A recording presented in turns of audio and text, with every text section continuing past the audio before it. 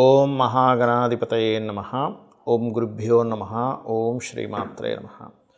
పరమేశ్వర స్వరూపమైనటువంటి జ్యోతిష, వాస్తు మరియు ఇతర అనేకమైనటువంటి శాస్త్రములను మనకు అందించినటువంటి మహర్షులకి నమస్కారం.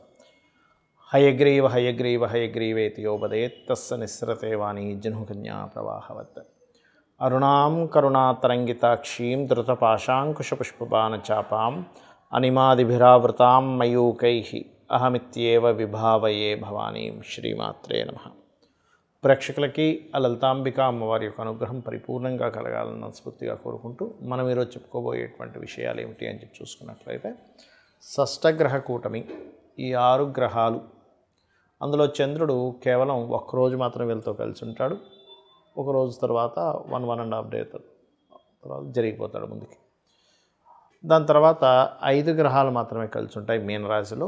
ఈ 5 గ్రహాలు కూడా 14వ తేదీ వరకు కలిసి ఉంటాయి. దాని తర్వాత రవి, దాని తర్వాత శుక్రుడు, అలా ఒక్కొక్కటి మారిపోతూ ఉంటుంది. మరి ఈ 14 రోజుల పాటు ఈ గ్రహాల యొక్క కలయిక వల్ల ఏప్రిల్ మాసంలో, మార్చ్ ఎండింగ్ నుంచి ఏప్రిల్ 14వ తేదీ వరకు ఎటువంటి ఫలితాలు రానున్నాయి, ఏ విషయాల పట్ల జాగ్రత్త వహించాలి అనేటువంటి విషయాలు చెప్తుంది నేనైనప్పటికీ కూడా చెప్పేస్తుంది సాక్షాత్ లలిత అమ్మవారిగా భావిస్తూ ఒక్కొక్క లగ్నం గురించి, లగ్నం తెలియని వారి రాశి గురించి తెలుసుకుందాం. మీన లగ్నము, మీనరాశి. మీనం వారి కనుక చూసుకున్నట్లయితే ప్రధానంగా ఇక్కడ రాశిలోనే అధిక గ్రహాలు ఉన్నాయి చూసుకున్నట్లయితే.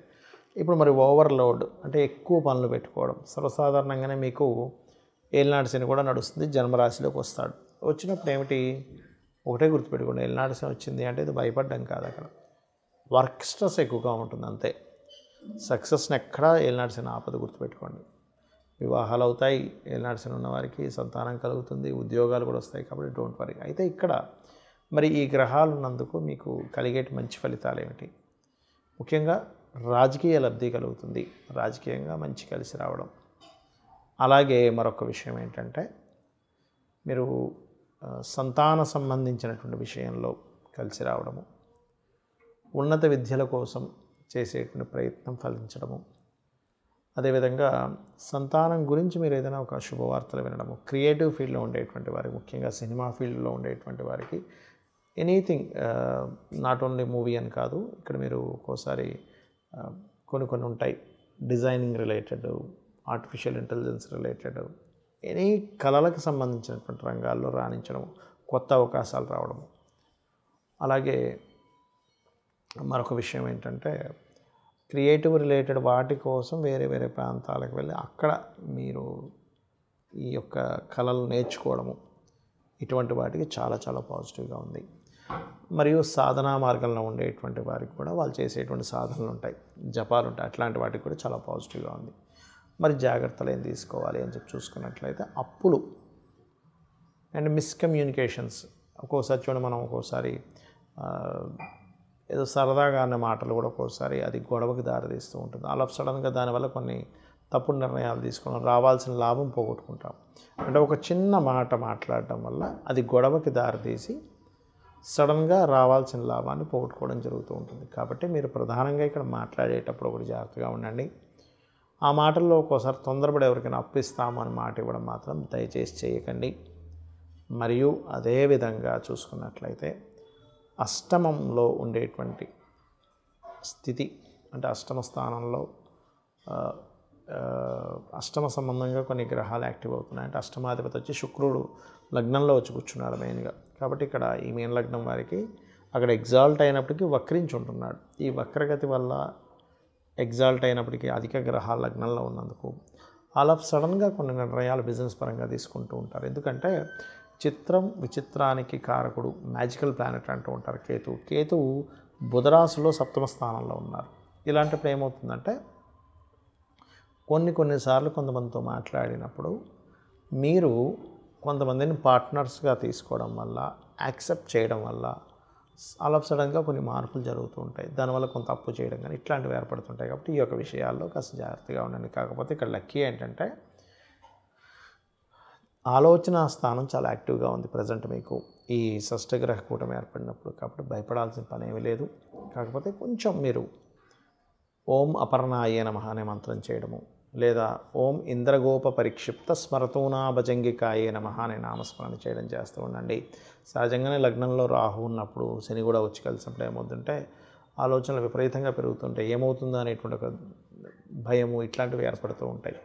కాబట్టి మీరు వీలున్నప్పుడల్లా ఓం దుమ్ దుర్గాయ నమః, లగ్నంలో రాహు సంచారం జరుగుతుంది కాబట్టి చేస్తూ ఉండండి.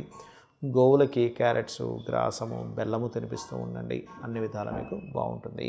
సర్వసాధారణంగా అందరికీ జాతచక్రం ఉండదు. అంటే వాళ్ళు పుట్టిన డేటు, టైము, ప్లేస్ ఏం తెలియదు. మరి అలాంటి వాళ్ళు ఏం చేయాలి అంటే ఈ 6 గ్రహాల యొక్క కూటమి అనేటువంటిది జాతకం ఉన్నా లేకపోయినా అందరికీ పడేటువంటి న్యాచురల్ ఎఫెక్ట్ ఏమిటంటే ఇన్వెస్ట్మెంట్స్ కావచ్చు, సహజంగా ఉండేటువంటి నిర్ణయాలు తీసుకునేటువంటి విషయాల్లో కావచ్చు, ఉద్యోగ సంబంధించిన విషయాల్లో కావచ్చు అనేకమైనటువంటి మార్పులను ఇస్తుంది. ఇది జనరల్గా పడుతుందన్నమాట. మీ లగ్నం బట్టి మారడం దట్ ఈస్ డిఫరెంట్. కాబట్టి అందరూ కూడా ఇక్కడ ఉద్యోగ సంబంధించిన విషయంలో ఇబ్బంది పడకుండా ఉండాలి అంటే లలితా సహస్రనామాలు రోజు ఉదయం సాయంత్రం చేసుకుంటే ఇంకా మంచిది. కనీసం రోజుకు ఒక్కసారైనా చేస్తూ ఉండండి. అదేవిధంగా అందరూ కూడా గోశాలకు వెళ్ళి గోవులకి కాస్త బెల్లము, అదేవిధంగా చూసుకున్నట్లయితే గ్రాసము ఇవి తినిపిస్తున్నట్లయితే ఇబ్బంది ఉండదు. అయితే మరి ఈ షష్టగ్రహ కూటం అనేటువంటిది దేశకాలాల మీద ఏదైనా ఎఫెక్ట్ పడుతుందా, ఏదైనా రోగాలు లాంటివి వస్తాయా అంటే ఒకటే గుర్తుపెట్టుకోండి, మనం గతంలో కూడా ప్రిడిక్ట్ చేసాం. అప్పుడేదో అయిపోతుంది, కరోనా లాంటిది ఏదో వస్తుందంటే అట్లాంటిది ఏమీ రాదు.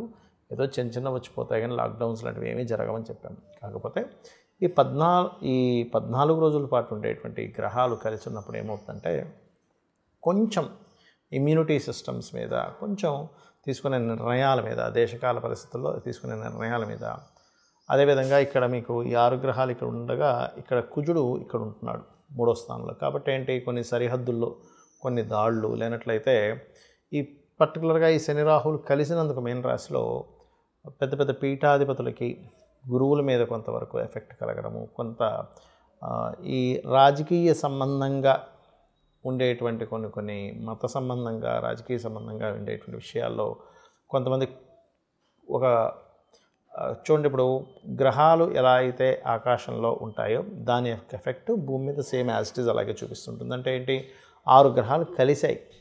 దీన్ని బట్టి ఏంటి, కొన్ని పార్టీలని లేనట్లయితే ఒక పార్టీని టార్గెట్ చేస్తే మిగతావన్నీ కలుస్తుంటాయి. ఒక కలిసికట్టుగా పొత్తు అంటూ ఉంటారు. అట్లా ఎవరైనా సరే కొంతమంది పొత్తు పెట్టుకోవడము అట్లాంటివి కాస్త దేశ రాజకీయాలు కావచ్చు వీటిలో ఉంటుంది. అదేవిధంగా ఇది జలరాశుల్లో ఇన్ని గ్రహాలు ఉన్నందుకు జల సంబంధంగా అంటే సముద్రంలో కావచ్చు లేనట్లయితే వీటిలో తెలియని ఒక కొంచెం వాటర్ రిలేటెడ్ సంబంధించిన విషయాల్లో కొంతవరకు దాని యొక్క ఇవి పెరగడం, ఒక్కోసారి చూడండి సుడిగుండాలు ఏర్పడ్డాయనో లేకపోతే వాటరు ఇట్లా ఒకటేసారి సునామీ వచ్చినట్టుగా వాటర్ ఇది రావడం ఇట్లాంటివి అనమాట. ఇట్లాంటివి ఇస్తూ ఉంటుంది అది. అలాగే మరొక విషయం ఏంటంటే ఇక్కడ ప్రధానంగా ఈ 6 గ్రహాల కూటమి అనేటువంటిది రాజకీయ సంబంధించిన విషయాల్లో మార్పులను ఇస్తుంది, గుర్తుపెట్టుకోండి. ఎందుకంటే ఇక్కడ మీరు గమనించుకున్నట్లయితే ఈ రవి కూడా ఇందులోకి వచ్చి కూర్చొని దాని తర్వాత రవి ఎగ్జాల్ట్ పొజిషన్లోకి వెళ్తాడు 14వ తేదీ నుంచి. కాబట్టి ఈ యొక్క విషయంలో ఇట్లాంటివి జరగనున్నాయి. మరి అందరికీ కూడా ఎటువంటి పరిహార మార్గం చేసుకోవాలి చూసుకున్నట్లయితే ఒకటే, ఈ గ్రహాలు ఇలా కలిసినప్పుడు ఎవరైనా సరే చండీ పారాయణం చేయడం, ఓం దుమ్ దుర్గాయ నమః అనే నామస్మరణ చేయడము, అదేవిధంగా గోశాలలకు వెళ్ళి గోవులకి చక్కగా మీరు గ్రాసము లేనట్లయితే బెల్లము ఇటువంటివి తినిపించడం, క్యారెట్స్ ఇటువంటివి తినిపించడం, అదేవిధంగా చండీ పారాయణం చేయించుకునే శక్తి లేని వారు కనీసం చండీ వినొచ్చు, తప్పేం లేదు. లేదా చండీకి సంబంధించినటువంటి దాని మొత్తం వివరణతో మనకి యూట్యూబ్లో ఉంటాయి. అసలు చండీ సంబంధించింది ఏమిటది అనేటువంటి చండీ సప్తశతి పారాయణలో దాని గురించి వివరంగా విశ్లేషించుకుంటూ అటువంటివి వినడం చేస్తే కూడా చాలా అంటే చాలా మటుకు మీకు దీని యొక్క గ్రహ ప్రభావం తగ్గుతుంది. కాకపోతే ఏదో అయిపోతుందని మాత్రం భయపడాల్సిన పని లేదు, గుర్తుపెట్టుకోండి. ఏదో అయిపోతుందండి, ప్రపంచం మొత్తం అల్లకల్లోలం అయిపోతుంది అంతా ఏం లేదు, కానీ చిన్న చిన్న ఎఫెక్ట్స్ ఉంటాయి, అంతకు మించి ఏం కాదు. ఎందుకంటే ఈ గ్రహ కూటములు అనేటువంటివి మనకి ప్రతి 2 సంవత్సరాలకు ఒకసారో ఇట్లా వస్తూనే ఉంటుంది. కాబట్టి పెద్దగా భయపడకండి. కాకపోతే ఇక్కడ ఏంటంటే మనం చూస్తున్నాం ఉద్యోగాల మీద పడుతున్నటువంటి ఎఫెక్ట్, ఉద్యోగాల మీద ఎక్కువ ఎఫెక్ట్ చూపిస్తుంది ఈ గ్రహ కూటమి అనేటువంటిది. కాబట్టి ముందు నుంచే కొంచెం అలర్ట్గా ప్లాన్డ్గా ఉండండి. ఇంకొక సపరేట్గా మనం ఆల్రెడీ ఇక్కడ కుంభంలోకి ఎంటర్ అయ్యేటప్పుడే 2.5-3 ఏళ్ళ క్రితమే మనం ప్రిడిక్ట్ చేసాం. ఏంటి, ఉద్యోగ సంబంధించినవి తగ్గుతూ ఉంటుంటాయి ఏఐ అనేటువంటిది రావడం వల్ల. కాబట్టి ఎవరికి వారు సొంతంగా ఏదైనా బిజినెస్లు చేసుకుంటుండాలి. సో అందుకని ఏంటంటే మీకు మీరుగా ఏం చేసుకోగలరు, తక్కువ ఇన్వెస్ట్మెంట్తో ఏం చేసుకోగలరు అనే ప్లానింగ్స్ ఎక్కువగా వేస్తూ ఉండండి. బికాజ్ ఆఫ్ ఈ శని ఇప్పుడంటే మీనంలోకి వస్తుంటాడు, కానీ ఇంకొక 2 సంవత్సరాల దాదాపుగా 2 సంవత్సరాల 1 నెల 2 నెలల తర్వాత ఇక్కడికి వెళ్తాడు మేషంలో, అంటే నీచ పొందుతున్నాడు. కాబట్టి ఈ యొక్క విషయంలో జాగ్రత్తగా ఉండండి. అందరూ కూడా అమ్మవారి యొక్క నామస్మరణ, అందులో ముఖ్యంగా ఉద్యోగం పోకుండా ఉండడానికి ఓం శ్రీమాత శ్రీ మహారాజ్ని శ్రీమత్ సింహాసనేశ్వరి నమః అని చేసుకోండి. అమ్మవారి అనుగ్రహం మీకు పరిపూర్ణంగా కలుగుతుంది. శ్రీమాత్రే నమః.